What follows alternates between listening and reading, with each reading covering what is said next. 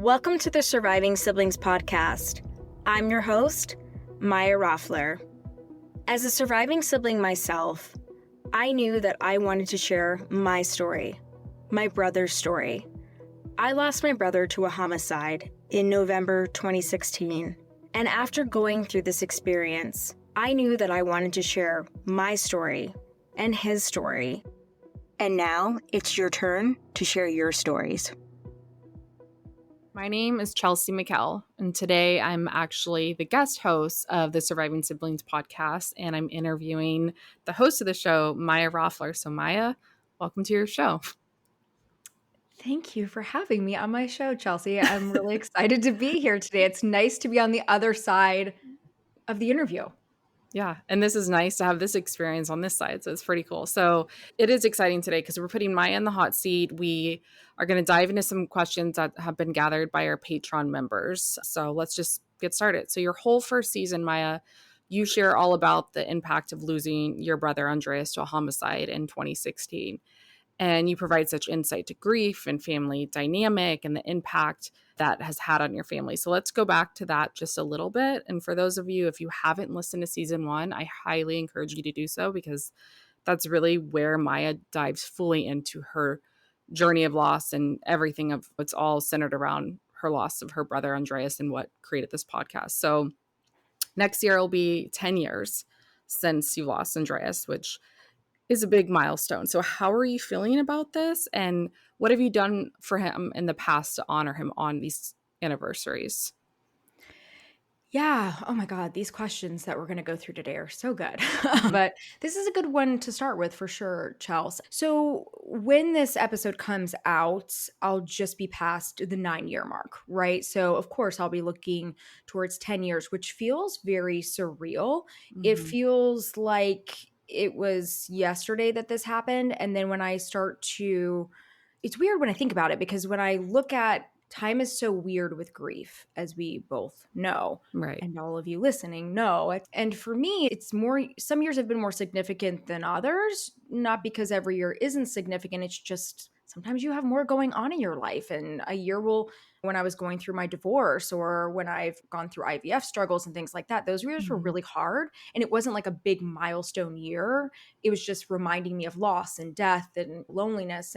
But with like the 5-year and the 10-year, it's like a societal pressure that's going to be a big moment. And I think it's also just such a big milestone too, because I was 30 when my brother was killed and I'm going to be 40 on the 10th. These are like, just so happens I'm also at milestone years as a person.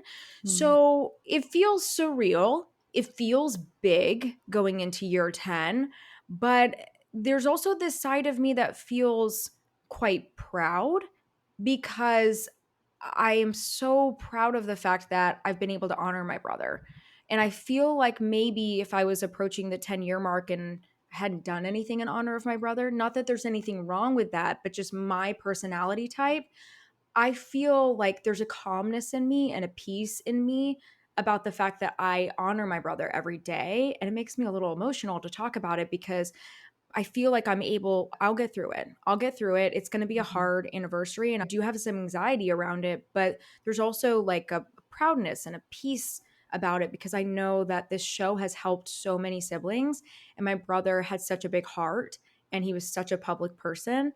And so this is his legacy and I'm going to do something really big for year 10. I'm not going to talk about that just yet, but year 10, we're going to do even more to honor Andreas and all of our siblings. So that's how I'm feeling. It's two sides of the coin. I do feel anxious about it. I'd be lying if I didn't say that. I feel like as 15 years and 20 years and things like that come up, of course. But yeah, and I'll, of course, go to the creek and bring the sunflowers like I do, and it'll be 10 for that year and bring him his champagne. But we're going to do something a little extra special. And I haven't figured that out yet, but don't worry, you guys will be along for the journey. So that's where I'm at with it. Yeah. And what a powerful and beautiful answer, because as you touched on it, we think of these milestone societies like 5 years, 10 years, 15 years. But what you had said, like going through a divorce, that no matter what year you're in with losing your brother, that almost like grief and trauma echo. It's almost as if it does make it a little bit harder for that year. And I know personally with just losing my brother Clint, when I got to that 10-year mark, it hit me in a way I wasn't expecting. I think because someone had said, wow, he's been gone a decade. And that word decade just seemed like a lifetime ago. And like you said with grief, sometimes it feels like yesterday. Sometimes it does feel like a long time. So I completely understand you on that. So what helps you feel close to Andreas then when you need that connection? So it can be things that are silly and daily things. Like I love The Office. A lot Yeah. of Office fans listen to this show, but my brother loved The Office. So I'll tell just a little story about this. I'll never forget when my brother really got into The Office. The Office just had like what, the 20th anniversary or whatever. It's been around for a while. Okay. Mhm. So I remember one Christmas, my brother was like just hardcore into The Office. And he was really ahead of his time because it became this phenomenon. It's a really popular show, right? So he wanted everybody to pick their favorite Office episode. And that's like what we did that Christmas day. Like we marathoned that. My brother just loved it. So if it's something small and I want to feel close to him and I'm like, I'll get in bed with a snack and my dogs because my dogs are super special as well. And I'll watch The Office. That always makes me feel super close to him. And I'll watch he had so many favorite episodes, but I'll typically watch the Willy Wonka episode because that was both one of our favorites. So something small. But my brother loved champagne, so I'll have a glass of champagne and that makes me feel close to him. Being in nature makes me feel close to my brother because most of his music videos that he did were shot in the woods. So if I really want to go deep and feel really spiritual, I'll go for a walk with my dogs in the woods. Like that's like really, and then throw in a glass of champs like on a deck afterwards. And then that's my brother. I think of my brother as trees. Like that's something else I've thought about getting. A little fun fact, I've thought about getting a tree tattoo for my brother because I have a sunflower for him, of course, which getting tattoos, that makes me feel close to him too. But I've thought about that because he was just such a nature person. And in his room, like in any room he ever had, there was always these tree pictures, which were both Virgos. So we really like the earth and like nature. So those are things that I do to feel close to him. Of course, going to the creek, which kind of ties into the previous question, and bringing sunflowers every year on his anniversary. And like I go there and talk to him. But as the years have gone on, I've realized I can talk to him at any time. I feel just spiritually connected to him. But my dogs are also something that I just I feel close to him on a daily basis because my oldest dog, Scarlet, which I've shared with you guys on the show before, he was with me when I got her.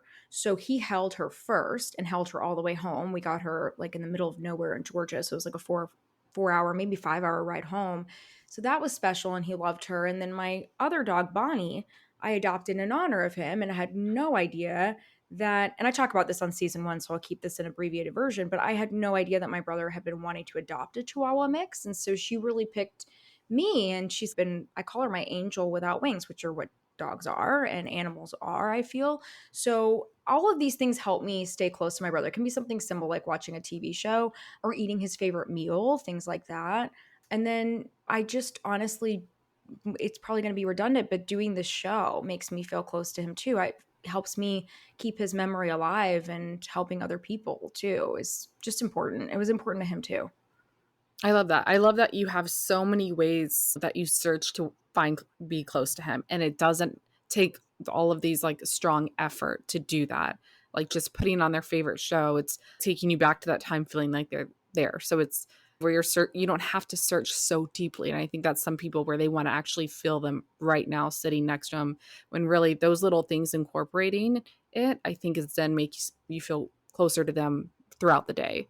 So I was going to ask what's a sign that you feel that Andreas sent you. And I wasn't sure with that if you were going to answer with Bonnie or if you wanted to answer with someone else, or with something else, but you had brought up Bonnie. So I don't know if you have another sign that you want to share or if Bonnie is the one that sticks out with that. Yeah, I think, well, Bonnie was like the smack in the face where it was just so fresh because with Bonnie, I had no intention really of adopting a second dog. I think I thought about potentially doing it, but at that point, my whole world had been turned upside down. And I just love animals so much. But it's interesting because I feel like whether you believe in God, universe, nature, whatever you believe in, we all believe in something. I feel like we're given what we need, not necessarily what we want. And I was like, oh, I want to get like a Rhett Butler to go with Scarlet because I love Gone with the Wind and like all this stuff. And then Bonnie was just there that day, jumping up at me in a little kimono and like had all these signs. And she was a female dog. I didn't know if my other female dog would get along with her, like all these things. But come to find out, my brother wanted a Chihuahua mix. My brother's girlfriend was Korean and she thought it was crazy. The dog was wearing a kimono. Like she's the one that pointed this stuff out to me. And it was even weirder a couple days later when I took her in for like her first exam with her proper vet. And the day I adopted her was 1/2/9, which is 12/9, right? And my brother and I's birthday was not is 9/2/1, so it's backwards. It's just Mhm. weird. There was just so many weird things. So I think that was the first significant sign, and it was just so meaningful because I needed that more than anything else at that point. I needed that more than I needed like food or water or anything. But throughout the years, I definitely sunflowers are a sign for my brother, and I will see them at the weirdest times. Like when I went to go see my dad for the first time in Africa a year and a half ago, almost 2 years ago now, there were fake sunflowers outside of the regional airport where my dad lives. Just Wow. weird things. And like my brother had been there before, and like sunflowers aren't like a flower there, right? So why are these fake sunflowers in these Mhm. potters? Like it was so bizarre. I'll never forget looking at that and just remember smile. Could have been like a movie. I was like smiling, and then I looked up at the sky and I was like, you want me to be here? And there were many people that were sharing stories about my brother that had met him. Well, he had gone to Africa. So there's things like that have happened. Another really cool sign that has happened many times is when my youngest sister and I are on the phone and we'll be talking about my brother and I see a butterfly and she sees a butterfly and it's very common. And my brother, her and I both have this picture of him when he was young. It was way before she was born. So I think it's funny that she has this picture because she's the youngest. But there's this picture of my brother. My mom just caught this beautiful picture of him and he's holding this butterfly. If you guys are watching the video, you can see me doing the motion, but he's holding this like monarch butterfly that just landed on him. And he must have been like 3 or 4. It's so wild, but it's just such a beautiful shot. And that is a sign. My sister literally has a butterfly tattoo and a sunflower for him. So I think she thought to get that after we'd be on the phone talking about him together in 2 different states across the US. So there's Right. cool things. You just have to be open to it. It happens. If you've lost a sibling, trust me, I know exactly how you feel. I'm Maya. I'm the host of the Surviving Siblings podcast, but I'm also the founder of Surviving Siblings Support. I know that going through this experience is extremely difficult, whether you've lost a brother like me, a sister, or perhaps more than one sibling. Trust me, we know exactly how you feel. So that's why I started our Patreon account. You can click below to find out more about our Patreon. If you join our Patreon group, it'll give you just a little bit of extra support that you need along your journey as a bereaved sibling, or as we like to call it, a surviving sibling. We offer monthly support groups. We offer a free copy of our grief guide that is actually found on Amazon. It's called the Grief Guide for Surviving Siblings. We also offer direct messaging to our community and to me for extra support. And we have incredible events. We have workshops throughout the year that you'll get access to, and you'll also have access to our summit that happens annually. And so much more as you'll connect with a community of surviving siblings that understand the journey of losing a sibling. You can click below to join us today and also check out some additional VIP features that we offer. I hope to see you in the group, and until then, keep on surviving, my surviving siblings. Wow. All your answers are just giving me like goosebumps, like chills. Like it's just makes me almost feel like Andreas' presence is here. It's crazy with all your answers. And there's another question. So it does sound like you have found so many outlets to have that connection. So this question might be for someone as they go further along in their grief journey. It sometimes seems like maybe they're getting further from their sibling. So have you reached a point at all where you feel like you can't remember his voice or his laugh as clearly? And if so, how did you navigate that? Or how Yeah, can you ideas for or kind of advice for others who are trying to navigate through that and maybe yeah. struggling? This comes up a lot, Chelsey, like a lot. People are so worried to lose the sound of the voice or like what they sounded like when they were laughing. Like, this is a really good one. So for me, I think I was scared of this in the beginning for sure. I was like, oh my God, what if I don't remember what my brother sounds like? Then I remember there's a lot of YouTube videos of my brother, so I can Mhm. actually tap into Yes. those. So I'm in that kind of unique scenario. And I feel like We are lucky in the sense now that like we're such a digital world, right? So if you are in a recent loss, like it's pretty unlikely that you don't have videos and you don't have documentation. I feel like it's oftentimes with folks that have lost their siblings so long ago, or I mean, there's just not that kind of documentation, right? So I think it's also a generational thing, but Mhm. it's definitely something that I thought about and had irrational fear around because when you're in such a deep grief state, as you and I both know, you're not thinking logically, right? So I'm like, yeah, what if I don't remember what its face looks like? What if I don't remember? It's like that evolves over time. From my experience and from so many people like yourself that have been on the show, it evolves. You start to realize like it's there. If you know your relationship with them, it's going to come to you. You'll have dreams about them. You'll have memories that will come up about them, and you won't forget. It's that fear that comes over with grief, like it feels irrational, and then you start to grieve so deeply that you realize this is rational. But then you get to a place where you realize, like, now I see my brother's face so clearly. Just answering this question, I can hear his laugh so clearly. So I think it's also just all the fear and the unknowing that happens. So my advice would be to release that. Keep your videos, keep them all saved, everything that you can save if you have voicemails and all of that. But also know if you don't have all of that, trust me, they're with you and you're not going to completely forget it. It's not going to go away because they were a part of you. But I understand that fear. I definitely went through that too. Right. And it's just like the book with C.S. Lewis of I never knew grief felt so much like fear. And I think there's just so much of that fear. And it's been 14 years since my brother passed. And I do have some videos of him, but I can still hear his voice too, so distinctly. And he and I have similar laughs. So that's what helps too. But yeah, so definitely that question that came through was just such a great question because I know that comes up so much.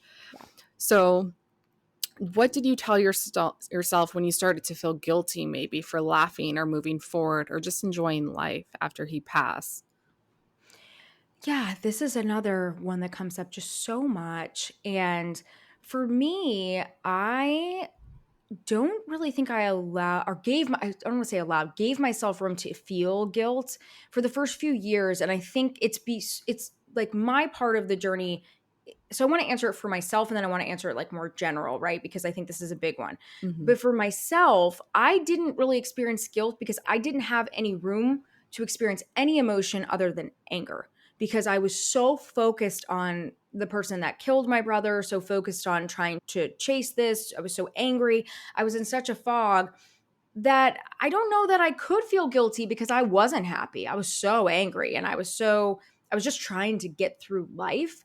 And I think that's such a really toxic way to go through this, but I didn't know anything else. I was so consumed by this. And it's why I'm so glad I've been able to share my story and why I feel like here we are ending season 8 and you guys want to know all this stuff and I want to be able to share this with you so you don't spend the first 5 years in this like anger like I did. Exactly. And I think that's so important, right? But I think I first started to feel guilty when like I met my ex-husband and that was probably when I started to feel some happiness because I fell in love. Mm. And there were some things about my ex-husband that reminded me of my brother and he really would have liked him a lot. And just they're both very creative and just jokesters. Like my brother always made me laugh. Like I've never laughed as hard as I have with him. And then my ex-husband came around and he made me laugh all the time. And he still does. We're friends. So he still Mhm. does. But I felt guilty because then I started to realize, oh my God, like we knew pretty fast that we were probably going to get married. And so I was like, I'm going to marry this guy. My brother's not going to be there. And so that was when guilt sunk in for me. I started to feel like, oh my God, I'm going to have a family. And like I started my own business. And so I'm like doing all these things because my brother was extremely entrepreneurial as well. So I started to feel guilty that I was doing things that he was never going to get to do because I loved my brother's girlfriend. She's such a beautiful person. He never got to get old enough to marry her, right? They were Mhm. like babies. She was 2021, he was 27, and he never got to see her like go through medical school and like do. So I started thinking about that. That's when that kind of stuff sank in for me. Then something switched for me about year 5, which is when I put this show out because I started to realize I can feel this way or I can lean into that feeling or I can just go even harder because he can't do it. Like he never got to be the musician that he was a great musician and he had a great following, but he never got to like really hit it because if he had been around during the TikTok days, Chels, let me tell you, he would have like exploded. So I started to feel this like responsibility to do that, like in honor of him in my own way, right? So telling his story, putting him out there. And here we are now, which I think he's definitely behind all of this, because this is not traditionally something I would have gone down the path of doing, but here we are. So I felt like this responsibility to do that. And I'm so glad that's how I decided to channel the guilt. So it was more like it was like a mindset flip for me. It was like, okay, I can either feel guilty because I can do these things, or I can just really lean in and go 10 times harder because I'm doing it for us both. And so that's what helped me. But to look on the other side, I know there's a lot of folks that feel guilty right away, right? Or might feel the guilt right away. And there's all these, and basically what we're dancing around is survivor's guilt, right? So some people feel guilty because maybe you guys were both in the same car and you survived and your brother didn't, or your sister didn't, right? Like that can be a thing. I've had people on the show where, you know, both of you have had cancer, maybe breast cancer, and one has walked and been fine and your sister passes away. So there's all that can be survivor's guilt, right? Because you feel guilty. Why not me? Why them? Take me. There's all that kind of thing going on. And then there's like my situation where you feel guilty because your life keeps moving forward and progressing and you're going to experience things that they won't. Then there's also there's so many different aspects of guilt and survivor's guilt and grief. And then there's that aspect of if you lost a sibling to suicide, or if you lost them to addiction or overdose or fentanyl, or just all of these things. And even homicide with, you know, me, or even an accident like what you went through. What if you feel guilty because you could have done something?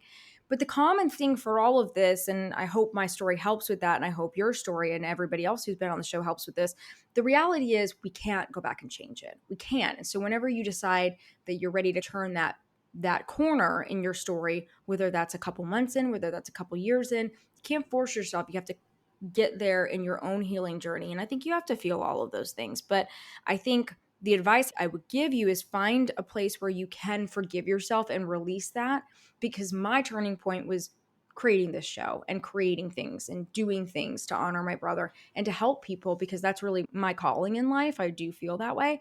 And so I think whatever that is for you, it will help you release that guilt, because we cannot go back and change those things, but we can do things to honor our siblings. And like we talked about earlier in the episode, it doesn't have to be anything really magnanimous.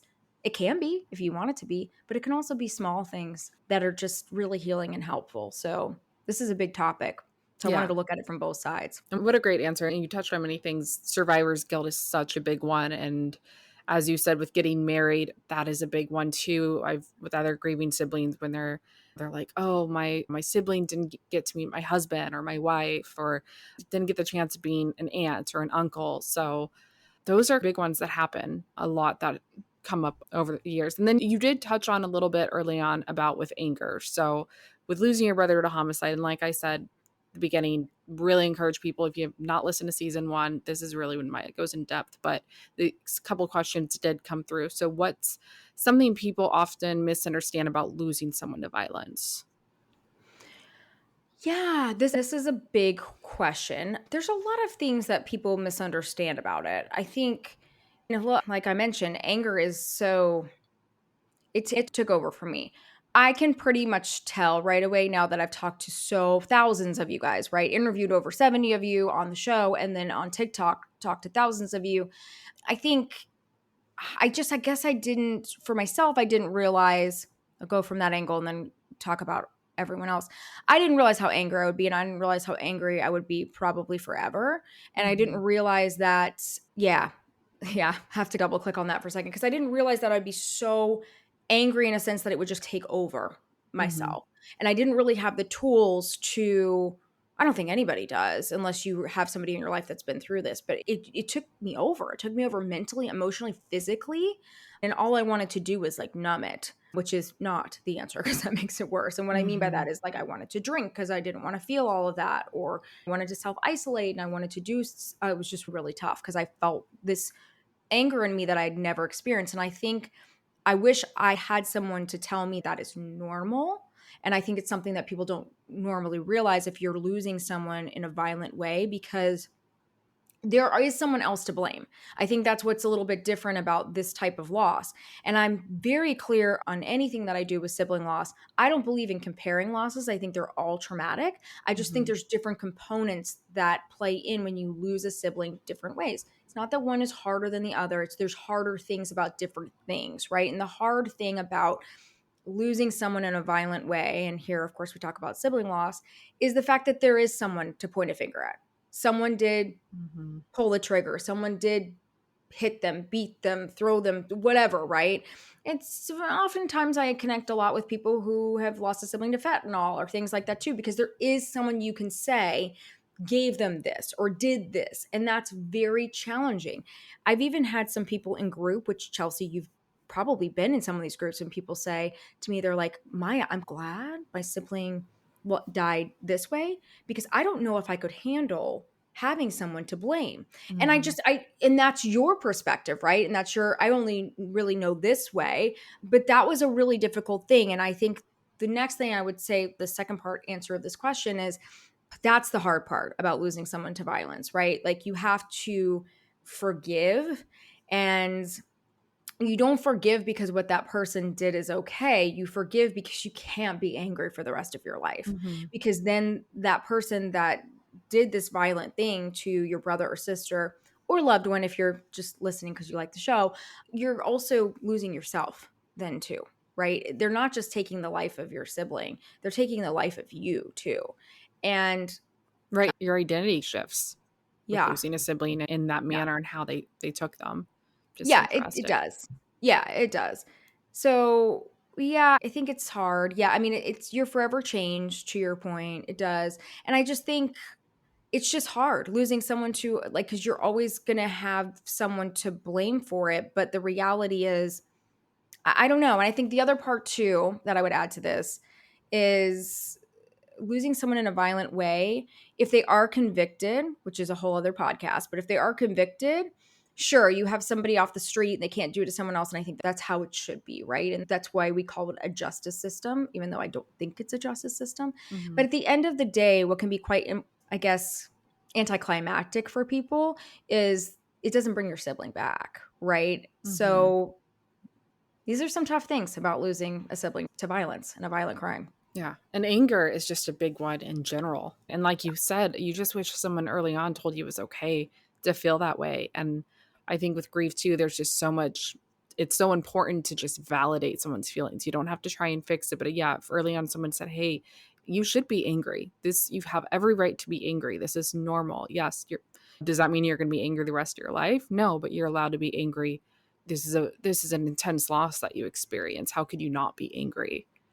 And like you had said with forgiveness, right? Forgiving is not letting the person off the hook for what they did. It's just where it comes to a point, you're not letting it destroy you anymore.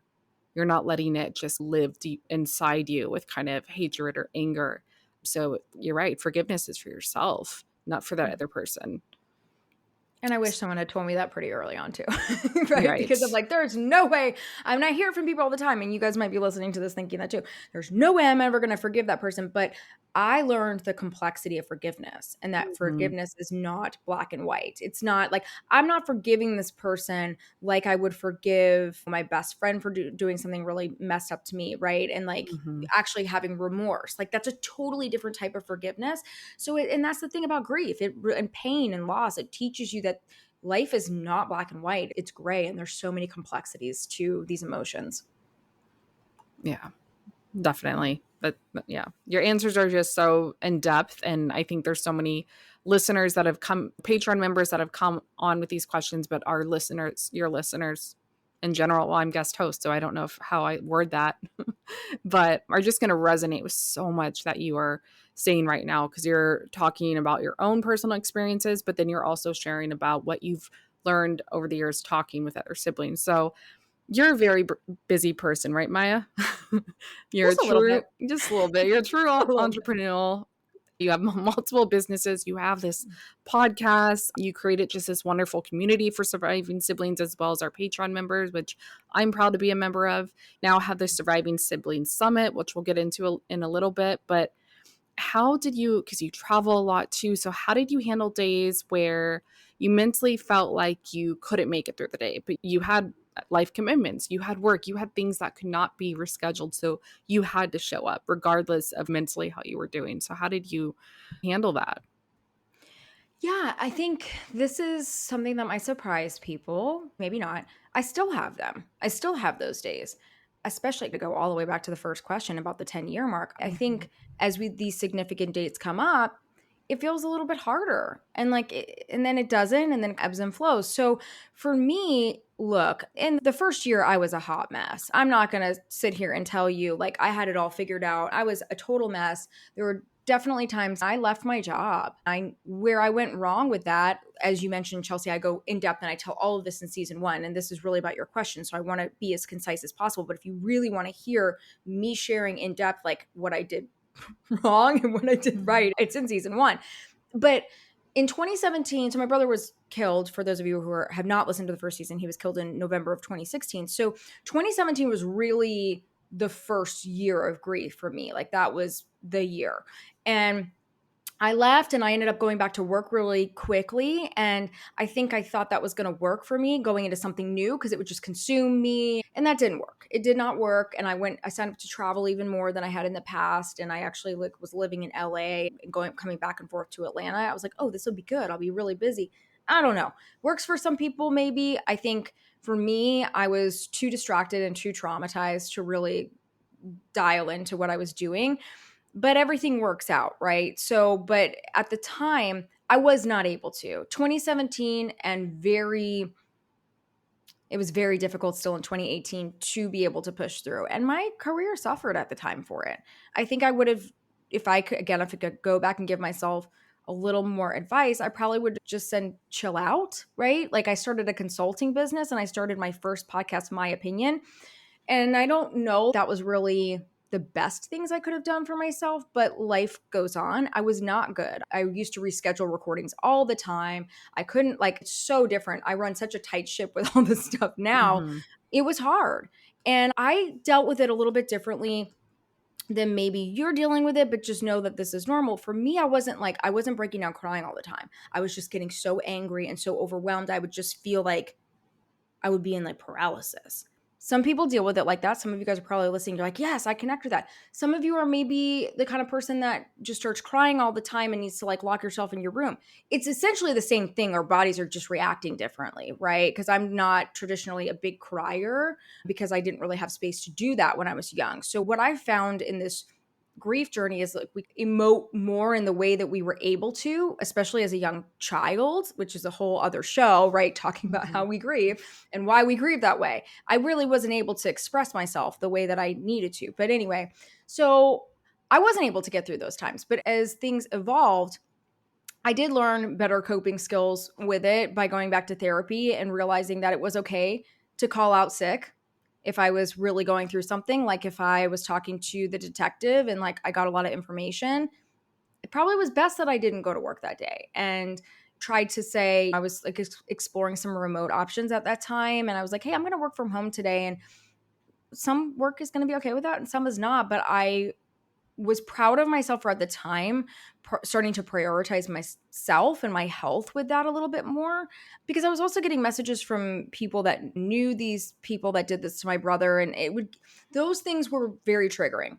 I still get messages talking on such a public platform now, and it can be a moment of jarring, but it's totally different 9 years into this, right? So, but at the time I needed space for that.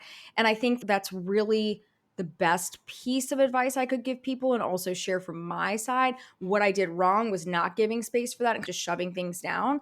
And I think giving space for it, but also saying to yourself, like, this doesn't really matter or this does matter, and giving yourself room to feel it, because the more you push things down, it's just going to explode at a certain later date, which I discovered. So I think everybody's going to have their own coping mechanisms on how to get through the day. But I do think compartmentalizing, people think that's a negative thing. Compartmentalizing in a healthy way is a good thing. It's saying, you know what? I got to take the kids to school this morning. I'm going to drive them to school. And then after I take them to school, I'm going to go drive through Starbucks and get myself a drink. And maybe I'm going to turn on my brother's favorite song and give myself a good cry. Like, you have to give yourself, it's like pulling the pressure out of something.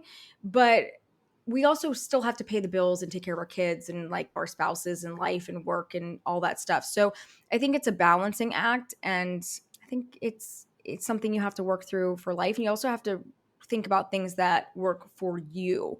And for me, what works is just giving myself isolation time and space for those things. And also having really good people that I can talk to, like you, Chelsey. And I think that's what's really great about this community is people will meet other people where they can connect. And I think that's been the most important thing too, which I know we'll talk more about that. But that was super helpful too on those days, because when you have somebody you can call and talk to, you get validated pretty instantly. Mm-hmm. And that's good. That's very healthy. Yeah. I always say with grief, there's comfort among strangers who get it. And like you said, you can't schedule grief. Like it just comes up when it comes up, but you can. So many people just grieving, but they throw themselves into work. And then all of a sudden it comes up. So what you had said with going to Starbucks and then just taking that moment in your car, I've done that before where I've just early on in my grief, I'm like, oh my gosh, I'm and then I'm crying randomly. So I'd sit in my car and I'm like, okay, Clint, for the next 5 minutes, it's only you and me in this world, and just allowed myself. And I think people need to understand what that means to allow yourself to feel that way, that you're actively doing something that is going to be helpful for you. And what helps with those kind of grief kind of outbursts, or when it comes up like that, not that doing it this way, it's not going to come up, but yeah. So having those different coping skills and how you handle that. So others, they want to know, how do I hold on to my bond with my sibling without feeling stuck in grief? But I know early on you had said that coming up on the 10-year mark, of course it's going to be challenging, but you've also accomplished so much in that time frame. So others may feel, hey, I haven't really done anything to honor them that big, or they're thinking about doing a scholarship maybe, and they haven't done it yet. And it's been 5 years or 10 years. Maybe they're feeling guilty, or maybe they're feeling that they are just stuck. So yeah, so essentially that with that question. So how do I hold on to my bond with my sibling without feeling stuck in the grief with still moving forward? Yeah. And I think this is a good question too, because so many of you guys write to me all the time, whether it's TikTok, whether it's email, just listening to the show. Look, we've all heard you need to get over it, you need to move on, right? All of that stuff. And that's what puts this question in our minds. This exact question that you just read to me, Chelsey. How do I honor my sibling, or how do I keep my sibling a part of my life, or fill in the blank, without feeling stuck? Well, the reality is that I think there's always a part of me that's going to be in that time where, like, my brother was around for 27 years, right? So I think there's that. But I personally don't feel stuck. I think this whole idea of being stuck is so much from this outside world that doesn't understand grief and doesn't understand the grief of losing a sibling, right? They think if we still talk about our sibling, if we still honor them, that we're stuck. So I think this question is so important because it's important that we define it a little bit. And being stuck, this is just my opinion and my take on it, is if you were telling me that it's been 10 years since you've lost your sibling, I'm just making this timeline up. Everybody's timeline is going to be different. If you told me it's been 10 years and like you haven't been able to get out of bed and you're really struggling, like you're literally not able to do basic things in life because of whether it's sibling loss or any loss, right? We just talk about sibling loss here. Yeah, you're probably stuck. But the reason you're stuck is because it's not what society tells you. You need to get over it. You need to move on. No, it's because you probably didn't find your people. You probably didn't have some help with therapy or whatever you're needing to help you on your grief journey. So that's what stuck really means. And stuck just means that you need some support in your grief journey. That's all that really means. Because the reality is we're all going to continue to honor our brothers and sisters, and that's healthy. So stuck is more like analyzing, are we unhealthy in what we're doing in our grief, right? Like, are we not living our life and honoring the grief, right? If we're not living, then that's what it is. So for me, that's what that means. And that helps define, like, how do we honor our siblings without being stuck? We honor them by doing things that we think that they would be happy about, right? Like, I would think that my brother would be happy that I've gone on to do these things and create businesses. And like, of course, he would be happy that I have a whole show talking about him. That's just the kind of person he was. Okay. He would be really pumped about this. And I'm sure he knows. But on the other side of this, I also like to mention that we are still here living life, right? Like we are still living here. So whatever you believe in spiritually, whether you're atheist, agnostic, or whether you're really religious or just spiritual or wherever you are, we all know that we're physically here. They're not. Whether you believe they're in heaven or whether you believe they're now a tree, whatever you believe, right? Mm-hmm. We are physically here. So we're having a human experience. They are no longer, regardless of what you believe in. So I think it's really important that you're not just doing things to honor your sibling because that's what they would have wanted. What makes you feel good? It's okay to be selfish about this. Like, what made you feel close to your sibling, right? Like, what made you feel close to them? And so that's oftentimes you guys will hear me ask you, like, if you get on a live with me or if you're on social with me or if you share with me in an email or wherever you reach out to me and you say, hey, it's my sister's 10-year anniversary. I say, that's wonderful. Do you do anything on the anniversary? What are you doing for yourself? Because it's wonderful that I have sunflowers in honor of my brother, but it helps me stay connected to him, right? Because at the end of the day, I need to help myself on this journey. So I think that's what helps you not feel so stuck in that is you're also feeling something for you. It's wonderful to do something for them, but this is for you. You're the one here having the human experience. So if that means you go to their favorite restaurant on their anniversary or their birthday and you order a meal that both of you love, that's great. Or fill in the blank. But there's people that tell me too, like, I don't want to go to the graveside. That doesn't feel good to me. Don't do it. Don't do it. That's because this is for you. Your brother or your sister is not going to be mad at you that you didn't go to the graveside. They're not there, right? They're with you. That's what I believe. That's a great point. Yeah. I think you answered that with there's the society pressure. If you talk about them so much or post about them so much, and then people may think you're stuck, which honestly can be hurtful with that. And it's like, as long as I'm continuing through life, I can talk about them as much as I talk about my brother or sister as much as I want, or post as much as I want. I think society has that pressure on us, but then also, like what you said, if you're 10 years into your grief and you still are just, you haven't sought out those resources in any way, whether through therapy, through this kind of community that you've created, some kind of outlet to have those resources to really work through the grief, because grief is still going to come. You have to go through it. You can't jump over it, under it. You have to go through it. And it's painful and it's hard, but you just touched on a lot of great points. So you've interviewed so many siblings, right? Not just a few. You said what, over 70? So and this might be a hard question because interviewing over 70 siblings with so many different types of losses. So if there's multiple answers with this, but one of our Patreon members wanted to know, what's one thing a guest has said that completely shifted your perspective on sibling loss? This is such a good question. Oh my God, this is such a good question. I would say, okay, so all of you are amazing who have been on the show. So I just want to say that. But I would just have to answer this off the cuff, like what sticks out for me. I would say something that shifted my perspective in the first season I interviewed people. So that'd be season 2, if you guys are interested, like if you're just finding us and wanting to go through. So season 2, I had an incredible woman on, Margaret, and I'm trying to get her to speak at the summit. So fingers crossed, but she is retired now. She's the founder of Good Grief.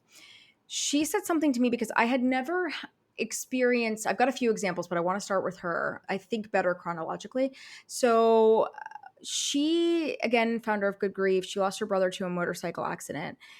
And the reason hers stuck out to me is because she's the first person that I interviewed or just had an interaction with that had a positive family dynamic experience after loss. And I was blown away by this. So if you're like interested in hearing about a positive family dynamic afterwards, that's a good episode to listen to. Because oftentimes people are like, what's a good episode to listen to, like a bad family dynamic? I'm like, it's actually easier for me to say the other way around, because most of us do have a bad family dynamic afterwards in some way or another. But she explained to me this idea of the grief bubble. And this was so foreign to me because I just felt more isolated and alone than I ever had in my entire life. And I was like, what the heck is a grief bubble? I'm like, for me, because I was so alone, I'm thinking I'm self-isolating. I'm in a bubble. I'm like, oh yeah, like I get it. No. What she meant was the family, like once everybody leaves after a celebration of life or funeral, whatever you do to honor your loved one. All those people leave, and then like the family's there, like the wife of her brother, the kids, her mom, dad. Again, I can't remember the whole family dynamic because she was probably sibling less than 10 at that point that I had interviewed. So, but it was impactful. And it's about the fact that they create a bubble. Like they're not going to answer the phone anymore. They just cooked and spent time together and watched movies together. And I just loved that. I loved that idea. It gives me chills right now. Like just I'm like can feel it because I didn't have that experience. And it made me feel hopeful telling this concept that she had done keynote talks about, because I was like, oh my God, so there is a healthy way to grieve. There is a healthy dynamic that can occur and happen. And I remember that being pretty impactful.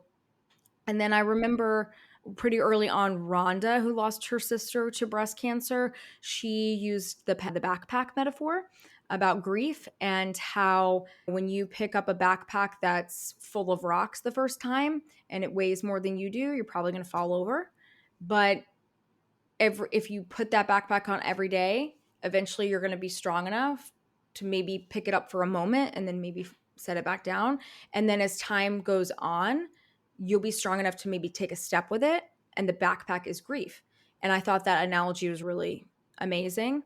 I remember Dr. Dawn DiRamondo, who a lot of you guys know, she has a car thing that she talks about with grief, where when you first lose a loved one, we talk about siblings though. So when you first lose your sibling, you're in a car. Think of yourself as in a car, and maybe grief is driving and you're in the passenger side. Maybe eventually you're driving again, but grief is in the passenger side next to you. Maybe it's more manageable at one point, so maybe it's in the back seat. Then maybe you start to feel like you can live your life again, so it might be in the trunk. Might pop out again on an anniversary and sit next to you. Maybe it'll drive again. So that was a great one too. Those were all really, I'm a big like analogy person, or like if I can have some way to compare things or think about them logically, which is why therapy works so well for me. If I can have a point of reference or way to think about something, those were pretty amazing. Those were really early on, but I've had so many amazing guests since that have shared. And I think a lot of the guests since then have been very specific about how they lost their sibling. So I think like in our suicide episodes, understanding so many guests have talked about understanding that this isn't your fault. There's really nothing that you could do to change this, understanding that aspect.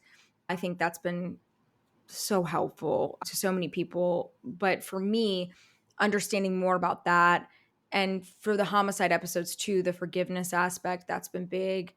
And I just think also I've learned so much from every person that has been on, but like early on, it was so new to me interviewing people about something so dark, because I came from like a media background and interviewing people live on television, and then also interviewing people on My Opinion, which is like entrepreneurship and leadership. This was so deep, and getting these other perspectives. I think also anticipatory losses. That was really, I learned a lot from that as well, and how painful that is, and how that journey is different, but it's still painful. So yeah, I'd say those are probably the biggest takeaways.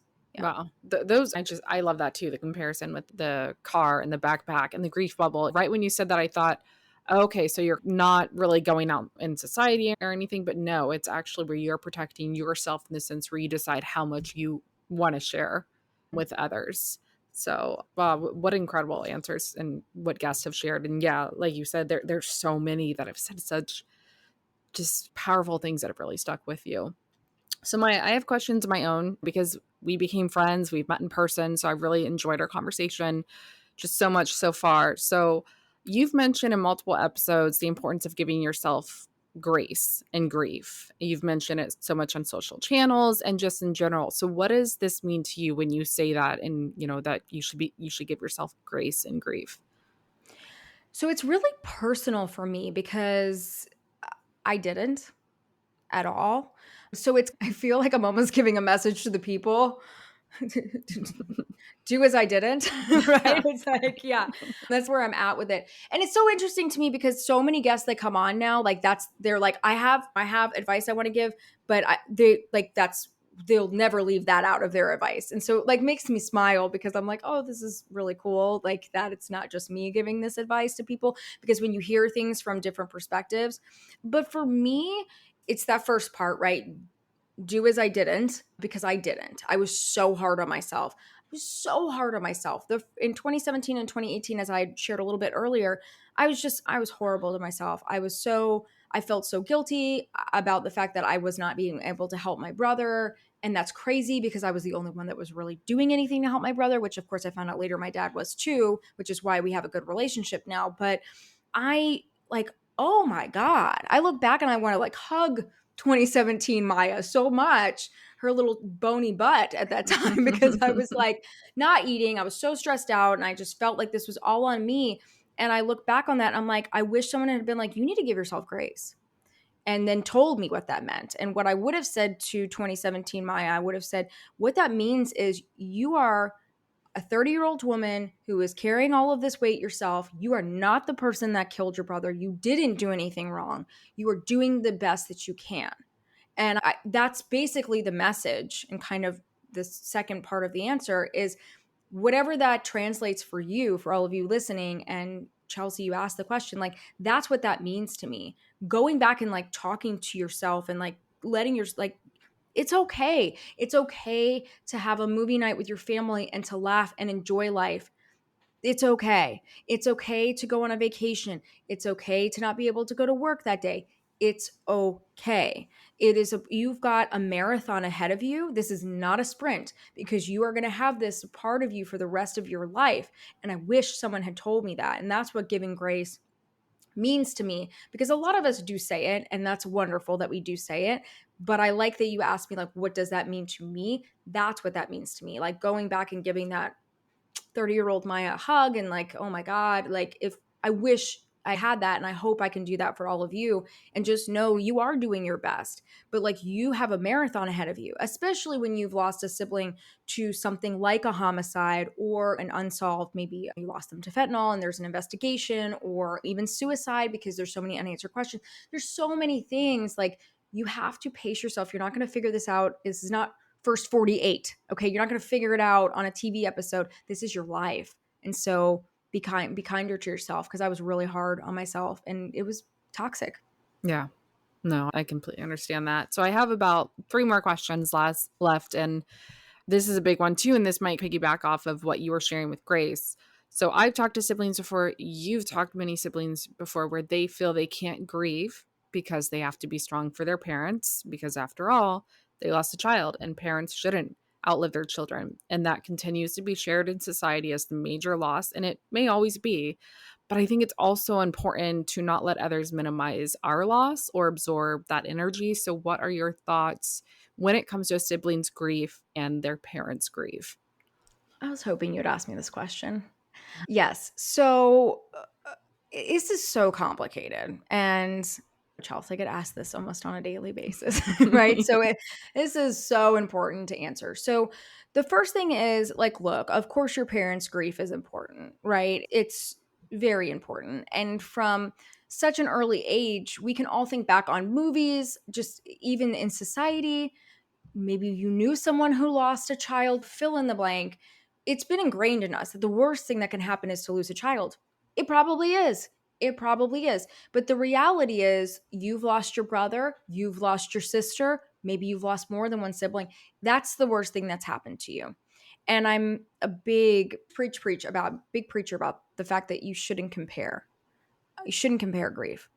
And it's actually another incredible guest, to go back to your question earlier for a second. Janice Jernigan, she was in early episodes as well. She's wonderful. And a phrase she taught me too in that kind of era when I was learning all these different things from the other guests I mentioned, she told me that comparing, she's really the one that drove that home for me. She was like, comparing is really the thief. Comparison is the thief of grief. That's what she told me. And that's stuck with me because we often hear that, right? Like comparing is a thief of joy. It's a thief, but it is the thief of grief. And she talks about it in depth in the episode. And I believe that as well. And it's very applicable when we're talking about parents. So we feel this big responsibility to shove everything down as the surviving siblings and take care of mom, check in with dad, because we all know dads typically don't talk about it. Moms, some of them are more emotional with it. Some of them are angrier. Like, again, these are just status norms maybe you have different in your family, but it is what it is. So we shove our feelings down and we're like, okay, we're going to make sure mom eats. We're going to make sure dad at least talks to me today, right? And look, I'm not opposed to you being there for your parents. I think that's a wonderful thing. But I think you also have to be really realistic about the fact that you've gone through a very traumatic loss as well. And you have to make space for yourself. And it is the cliche thing of you have to put your mask on before you help other people. Like it's so Mhm. cliche and I say it all the time, but there's a reason they say that on planes. And there's a reason they say if you're in something traumatic, like put your life vest on first, do those things first. Because if you're not doing that for yourself, you're no good to anybody else. And I don't mean that as a person, but you're going to burn yourself out and then you're going to find that you're not actually able to help anybody else. And then you're 20 million steps behind in your own grief journey. So it's like you're constant. I've seen this so many times where you're feeling like you're having to catch up, taking care of mom and dad, maybe other surviving siblings, and then you haven't done anything for yourself at all. So you've got to find a way to put yourself first because it's the only way you're going to be able to be there for anybody else. And it's, I guess, a follow-up thing I would just say to this too, Chelsey, is that I often get this comment where parents have said something negative to you as well during this experience and helped you get that internal dialogue of feeling like your grief is not as important as theirs. Well, look, I'm not saying cut your mom off, cut your dad off. Like that's not my advice to give. I'm not a therapist. I'm just somebody who's been through this experience. Only you know if that relationship is toxic or not, or something you need to take a break from. But I can tell you right now, if somebody's saying that, that's typically just their way of lashing out, right? Your mom or your dad. Hear it more about moms than dads, just saying. And I think you really, at that point, have to prioritize yourself even more because if they're going to feel that way, they're definitely not going to tap into how you're feeling. So, yeah, I think it's a really delicate dance, but I think you have to really prioritize your grief and make space for it. And if talking to your mom or your dad about it isn't the space, find a community, whether it's ours or another community, because there's others out there too, where you can prioritize your grief because it's very real. Right. And just such great points, like where, yeah, absolutely. I can't imagine losing a child and just how, like you said, that is such a significant loss. We know that in society, but you pointed out that, but the worst thing that happened to you was losing a sibling, recognizing, putting the oxygen mask on you first. And I think people may resonate with that in a positive way where they think, oh, okay, maybe that heaviness on them kind of lifts because they think, oh, okay, I can grieve. I can take care of myself in this way or process it or seek out resources. I don't need to be consumed with being there for my parents. But like you said, that doesn't mean you're not there for your parents. You decide that relationship and how you navigate that. It's personal to everybody. Yeah, what just wonderful answers that you had all in there. So leads me to another question that some grieving out there they may disagree with. It's what am I thinking of? 4 words in this question. Does it get easier? Then now you've hit the number one question I get. Yes. Does it get easier? Does it get easier? So it's so interesting because I see this pop up, God, almost on a daily basis on the TikTok comments, right, Charles? Like, I've it's seen like, it too. does it get easier? Ask as a question. And then like people saying it never gets easier or like it changed. Like everyone has their own interpretation of this. So here's my answer with this. So the answer is yes and no. It's just yes and no. But to go into the deeper version of it, like some people will fight me on this tooth and nail. They're like, it never does. And I'm like, let me explain what I mean to you. Okay. And when I put it this way, 99% of the time, maybe 98, because there's some people that, it is what it is. Get it. I think you guys will get it. You listen to the show for a reason. So the reason I say that it does get easier is because I want you to think about, like, if you're early in your grief journey, you're going to be like, it's never going to get easier. It's normal that you feel that way. It's normal that you feel that way. Absolutely. Okay. And early for you might be 1 year, early for you might be 4 years. It's very personal and it's subjective, right? Like it's subjective. We're not doing some kind of doctoral study on this show, although we've had incredible guests that are doing them, right? But we're not. And so it's subjective to you. I know some people that are like in their second year and they're like, I feel like I should be moving forward a little more, but that's you. Some people are like, it's year 10 and it's still hard for me. So that might feel early to you. That's fine. But what I mean by this is think about where you are. For me, it's 9 years. I don't feel like I did the first year. I don't feel like I did the second year. I don't have trouble getting out of bed on a daily basis because my brother was killed in a homicide. I don't. Are there some days that are difficult? Yes. Okay. So this is the part where when I say, does it get easier? That's the part of no. And the reason I say no, yes and no, is because it gets easier, yes, because I'm able to talk about this now and I'm able to have community and I'm able to share with all of you. And the majority of you are too. That's the yes side of it, right? You're able to go to work. You're able to take care of your kids. You're able to do whatever it is that you're doing in your life, right? Like you can do that. But the reason that it doesn't get easier is because the pain, the isolation of the pain and the pain of missing your sibling is always going to be there. It's that Is always absence. right. It's always going to be there. So I don't think, look, and so I've had this conversation with many people before, like live, and I've said, like, look, can you honestly tell me that you sitting here X amount of years later, wherever they are on their journey, do you honestly you're telling me that you're feeling exactly the way you did the first day that you heard this news? No, you're not. But the pain of it being real is still there, right? So it's more of like an isolation. It does impact your life and it does feel big and it will always feel big. But you have, as a lot of people say very well, you've learned to live with the pain. You've learned to live with the grief and you've done things in your time to help with that, whether it's go to therapy, whether it's find a community, whether it's read books, whether it's listen to this show, which thank you for listening to this show. And so I just think that's what people need to think about. Like, does it get easier?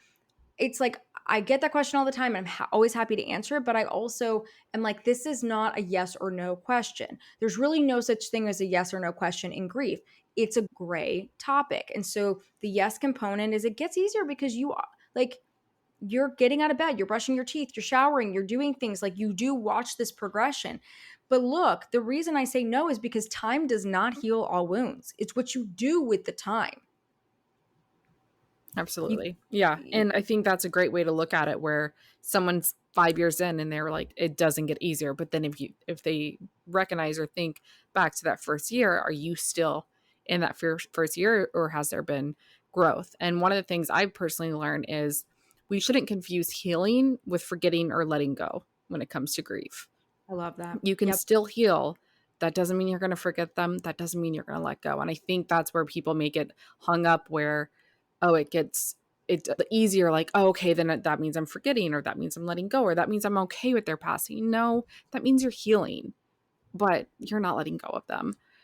So yeah, what a great answer with that and explaining that. So leads me to my last question. So what are your long-term goals for the summit? So the Surviving Siblings Summit, you created this virtual event that's in kind of the spring. You've done it the last 2 years. You have incredible speakers, which I'm grateful to have been a speaker at the last 2 years. You have amazing sponsors. You have sharing sessions that are very specific to losses that it's so unique what you're doing. No one else is really doing that.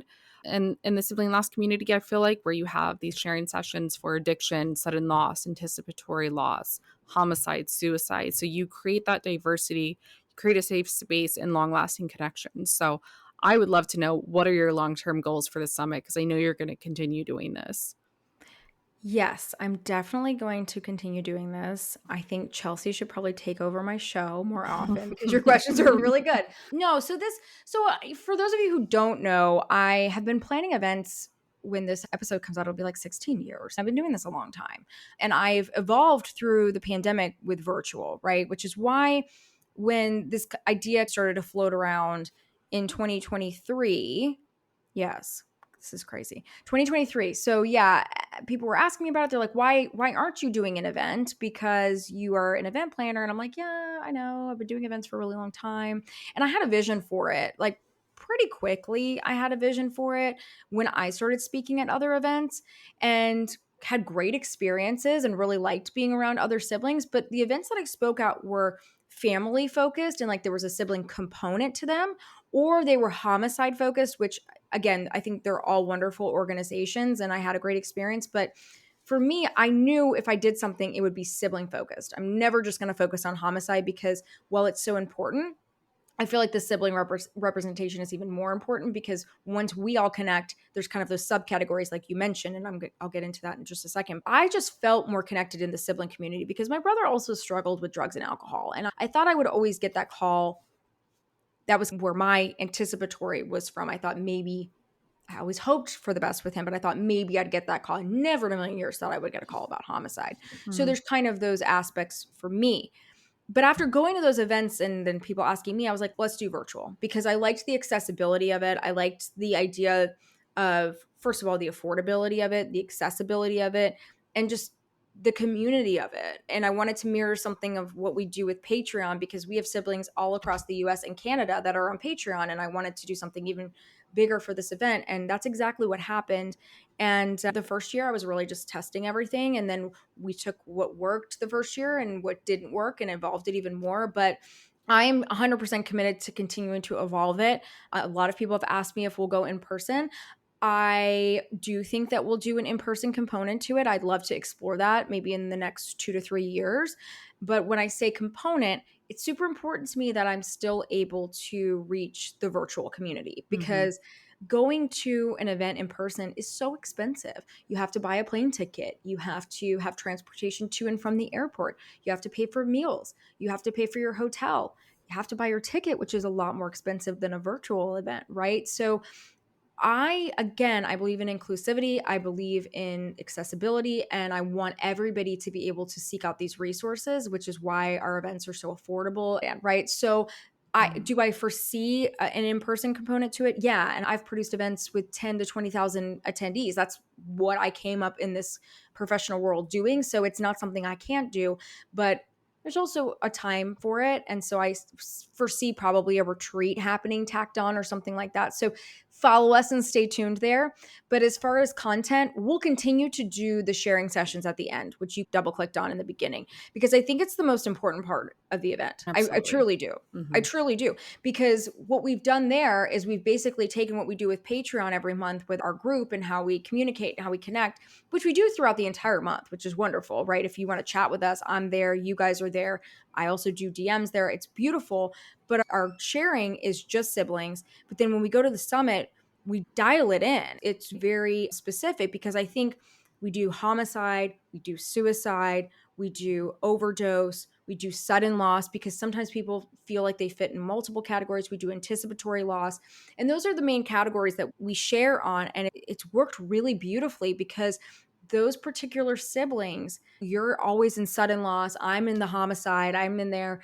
And I think it's just so incredible because you build an even deeper relationship and walking away from the summit at the end where you can just, I don't want to say trauma dump because that's not what it is, but you take everything in that you've learned through the event and you've experienced in the event, and then you get to share your experience and connect deeper with all these people that you've been virtually rubbing elbows with throughout the weekend. And it's a deeper connection that happens. And then you guys, whether there's going to be folks in there that just lost their sibling days ago, and then there's many years, and we have some that are 50, 60 years. And I think it's really beautiful because there's so much to share. So I want to continue to do that, but what we'll continue to expand on is probably the length will continue to grow as we have more folks that want to share and more folks that want to.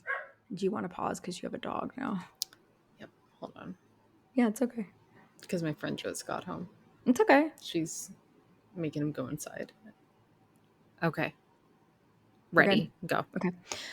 So we'll continue to expand on sessions and it'll grow as we have sponsorships grow. And I've just been so fortunate to have people from the beginning, like the Cope Foundation has sponsored us since day one, not only of the event, but of the podcast. And then we've had new people come in and other nonprofits and authors and coaches and just people that really fit our mission. And that's what's most important to me too, because there is a booth component where people can go in and connect. And that was, I would say, even better than the first year this year. I feel like our booths were really rich this year where they could go into, which for those of you who don't understand that conceptually, because sometimes if you haven't been to a virtual event, you're like, what is a virtual booth?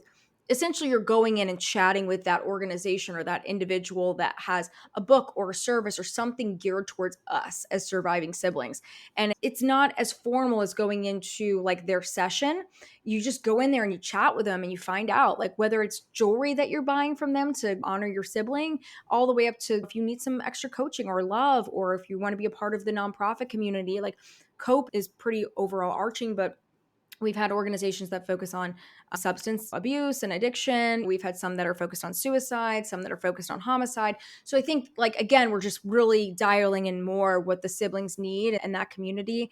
And I think that's really beautiful. And we've even gotten parents involved. Love from Heaven is another one that's been with us for 2 years, and she continues to do stuff with us, and she lost her son. And she does this to honor her surviving children. And I think that's been so amazing for me too, is to have parents get involved in their organizations. And so I see this continuing to grow. I think what was really phenomenal in 2025 is that we grew away outside of the US. We had Canada, UK, Colombia, New Zealand, Australia. That blew my mind that folks were coming from all over, obviously English speaking areas. So yeah, I feel like the sky's the limit. And that's why I really like virtual, and I'm excited to grow it. And it'll be the last weekend of April. That's what we're tentatively holding it for now. So yeah, and it's my event, right? So I'm open to suggestions too. So if you guys are listening to this and there's something you really want to see and there's a need for it, as Chelsey's seen in the past 2 years, I do it. If there's enough people that want it to happen, I make it happen. Mm-hmm. So yeah. Yeah, that ripple effect to reach other countries like that, and to know that it's only going to expand, it's only going to get better. And like you said, there's so many different parts of it. There's so many things to be involved in. And really what you touched on too with the sharing sessions, you make connections with people that live all over. And then they're almost like your grief buddy, the same way that we have been. And it's just so, you're bringing those relationships. You're bringing people together to where they're exchanging phone numbers or whatnot. And then they're staying in touch and maybe sending gifts on birthdays and anniversaries and things like that. And it's going to be this long-lasting friendship. And that's because of what you've done. So, Maya, that's all the questions that I have. And then, of course, going where we went through with our Patreon members and their questions that came in for you. So I'm just so grateful to give my thoughts. I'm so grateful you created a podcast just for surviving siblings, because it's a space that it felt like was finally made for us. So your courage to share, to hold conversations about sibling laws, and to lift voices often overlooked, it's left such a powerful impact on so many. So what started as me tuning in for comfort turned into one of the most meaningful friendships of my life. I don't want to cry. We're almost done. You're going to make me cry, Chelsey. So we bonded through our grief, but what we've built together, it's full of strength. It's full of laughter. We talk every week for hours, and it's full of understanding. So you turn loss into legacy, and I'm forever thankful for both your work and your friendship. Thank you, Chelsey. Yeah. Oh, you're so sweet. Yeah. And thank you for doing this and interviewing me. I really wanted to answer all of these questions that you guys throw at me all the time, because they're so good. And I wanted to give you like a really well thought out response. And I couldn't have done it without Chelsey giving me the questions. I'm like, I don't want to just sit here and read them. I want it to be interactive. And I wanted you guys to hear like what our interaction is like and what our friendship is like, because as you mentioned, it has been amazing, and it just was so organic and how it evolved. And you've made friends in this group outside of me as well, with some of the guests I talk to all the time too. And it's just been really beautiful. And I want that for all of you listening. And that's honestly why I created the Patreon community, because it's a safe community. I said, okay, well, how am I going to do this? So Patreon is where I went. And I'm really glad, because I've now found out from the summit and from our support group, there's groups of you guys that have gone on trips together, that have met, have a friendship like Chelsey. And I just think that's really beautiful. And this is so far beyond what I ever would have thought. I just wanted to tell my brother's story. And so I'm excited to see where all of this goes. And I think we're just going to continue to help more and more siblings. And I couldn't ask for a better way to honor my brother, Andreas. Yeah. Well, thank you so much for this opportunity with being a guest host, being able to have this interaction with these questions. It's just been incredible. Thank you so much for listening to the Surviving Siblings podcast. If you enjoyed this episode as much as I did creating it for you, then share it on your chosen social media platform And don't forget to tag us at Surviving Siblings Podcast so that more surviving siblings can find us. Remember to rate, review, and subscribe to the podcast. And don't forget to follow us on all social media platforms. We're on Instagram, Twitter, and TikTok at Surviving Siblings Podcast. All links can be found in the show notes, so be sure to check those out too. Thank you again for the support. Until the next episode, keep on surviving, my surviving siblings.